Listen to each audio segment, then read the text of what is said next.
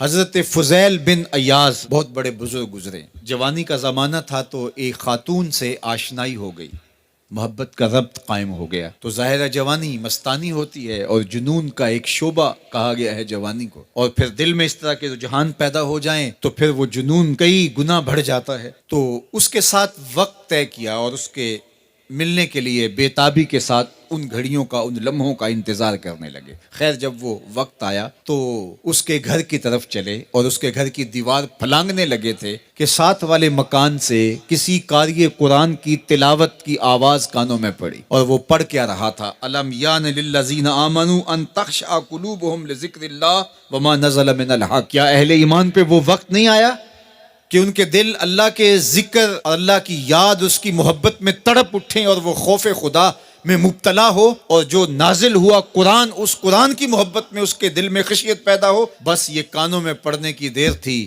کہ دوبارہ گلی میں چھلانگ لگائی اور کہا میرے اوپر وہ وقت آ گیا ہے، اور جنگلوں کو روتے ہوئے نکلے. اور حضرت فضیل بن ایاز پھر ولیوں کے امام قرار پائے.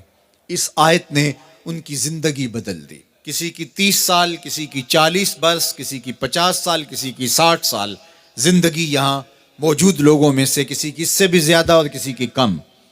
اس آیت کریمہ کو ذرا اپنے اوپر وارد کریں تو اللہ ہمیں نصیب کر دے کہ ہمارے دل تیرے خوف سے کانپ اٹھے اور تیری خشیت سے ہمارے دل لرز اٹھیں، اور قرآن کے ساتھ ہمارا ربط مضبوط اور مستحکم ہو جائے، اور ہم یہ اقرار کرتے ہوئے تیرے حضور حاضر ہو جائیں، مالک وہ وقت آ گیا ہے کہ ہمارے دل تیری یاد سے، تیری محبت سے، تیرے پیار سے مالا مال ہو گئے، اور اپنی باقی زندگی ہم تیرے پیار میں، تیری محبت میں اور تیری یاد میں بسر کریں گے.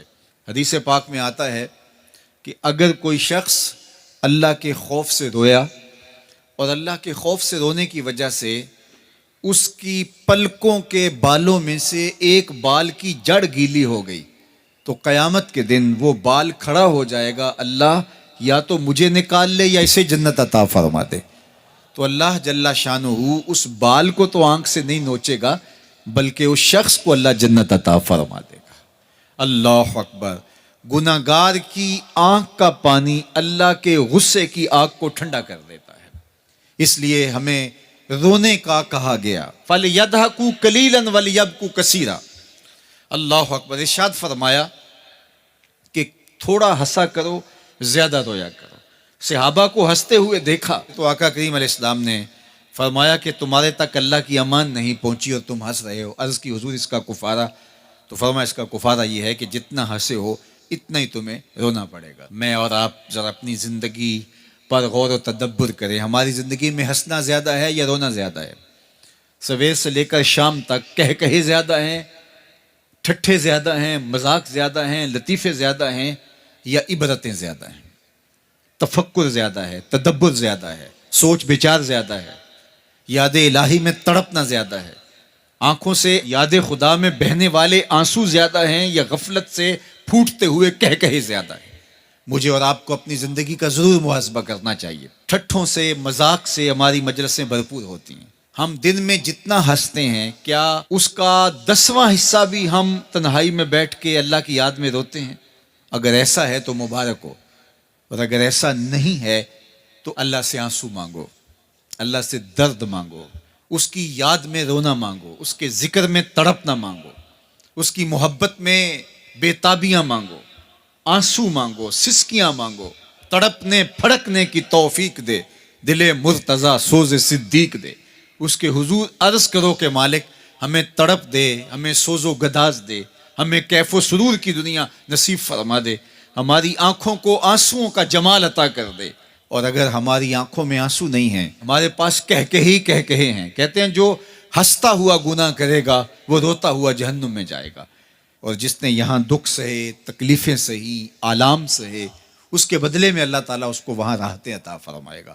فرمایا کہ مومن کے پاؤں میں کانٹا بھی چبھے تو اللہ جل شانہ اس کا صلہ بھی اس کو قیامت کے دن عطا فرمائے گا. تو یہ جو تفکرات ہیں، یہ جو دکھ آتے ہیں، یہ جو تکلیفیں آتی ہیں، مصائب آتے ہیں، مشکلات آتی ہیں، اذیتیں ہمیں پہنچتی ہیں، تو اس پر صبر کرنا چاہیے اور اللہ کا شکر ادا کرنا چاہیے کہ ہم ان مصائب سے گزر رہے ہیں، ان مشکلوں سے گزر رہے ہیں. اور اگر کسی شخص کی زندگی میں دکھ ہے ہی نہیں، سکھ ہی سکھ ہیں، تو پھر وہ سمجھے کہ وہ فتنے میں مبتلا ہے. اس لیے زندگی کے اندر یہ آنے والی تکلیفیں، زندگی میں ملنے والے دکھ، اذیتیں، یہ اللہ تعالیٰ کی طرف سے ہمارے اوپر ایک انعام ہے، اور اللہ تعالیٰ جل شانہ اس کے بدلے میں ہمیں آخرت میں صلہ عطا فرمانے والا ہے. تو فرمایا رجل ذکر اللہ خالیا ففاضت عیناہ، وہ شخص جس نے تنہائی میں بیٹھ کے اللہ کا ذکر کیا، اللہ کو یاد کیا، اور پھر کیا ہوا؟ فرمایا اس کی آنکھوں سے آنسو ٹپکنے لگے.